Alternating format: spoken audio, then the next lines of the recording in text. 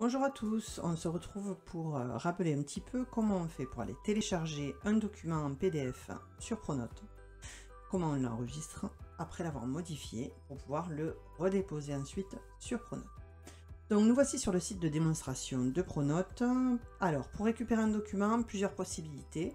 Déjà on arrive ici sur la page d'accueil, il suffit de faire défiler vers le bas et on arrive à dernière ressource pédagogique. On va aller cliquer sur le document qui nous intéresse, ici par exemple mathématiques.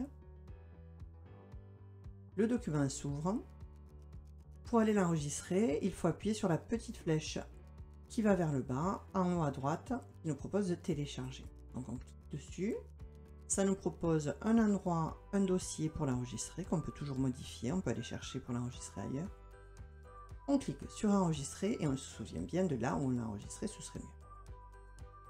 Voilà, voici mon dossier qui est enregistré.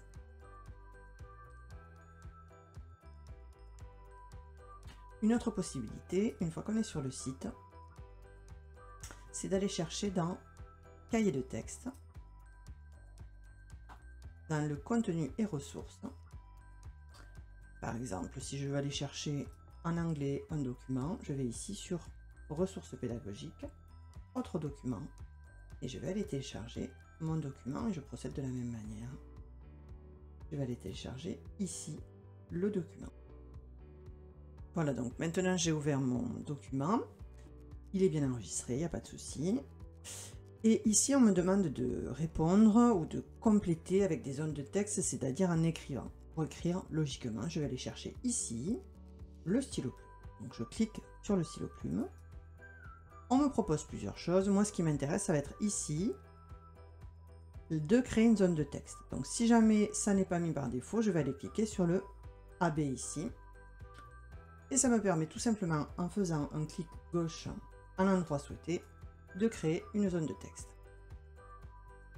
Et ici, je vais pouvoir écrire mon nom et mon prénom. Si jamais je ne l'ai pas écrit au bon endroit, tout simplement, je vais repasser mon curseur dessus.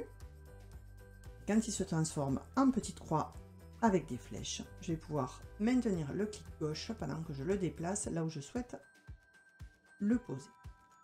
Si jamais j'ai créé une zone de texte à un endroit où je ne souhaitais pas la faire, c'est très simple. J'appuie sur la petite poubelle et voilà que ça disparaît. Donc ici, aucun souci, je peux aller taper mon texte à l'endroit où je le souhaite.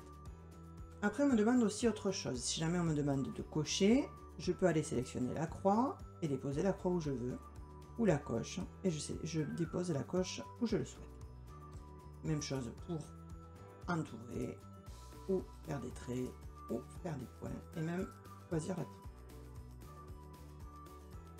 Lorsque j'ai terminé de faire mes zones de texte, on me demande également de surligner certaines choses. Pour surligner, logiquement, je vais aller chercher le surligneur. Et je vais aller sélectionner les mots qui m'intéressent en maintenant mon clic gauche tout le long du mot. Tiens, ici j'ai oublié une partie. C'est très simple. Je vais la sélectionner également. Si je me suis trompé, il suffit que je clique sur l'endroit où j'ai sélectionné pour supprimer. Et on supprime. Si je souhaite changer la couleur de mon mot qui a été sélectionné, il suffit que je fasse un clic gauche et qu'ici je sélectionne la couleur qui m'intéresse. Et voilà, tout simplement, la couleur est changée. Une fois que j'ai terminé de modifier mon document, il me suffit d'aller dans Fichier, Enregistrer sous, sélectionner l'endroit où je veux l'enregistrer et je vais changer le nom de mon document avec mon nom et mon prénom. Éventuellement, ma classe également. J'enregistre mon document. Et si je vais le chercher dans le dossier, ici, voici mon document qui a été créé avec mon nom, mon prénom et ma classe.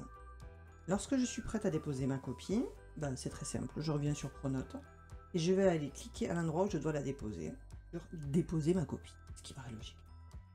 On clique dessus, On nous propose plusieurs choses. Nous, ça n'est pas une image qu'on veut déposer, c'est un fichier PDF, comme ici. Donc on clique ici, on va chercher notre fichier qui s'appelait nom, prénom, classe.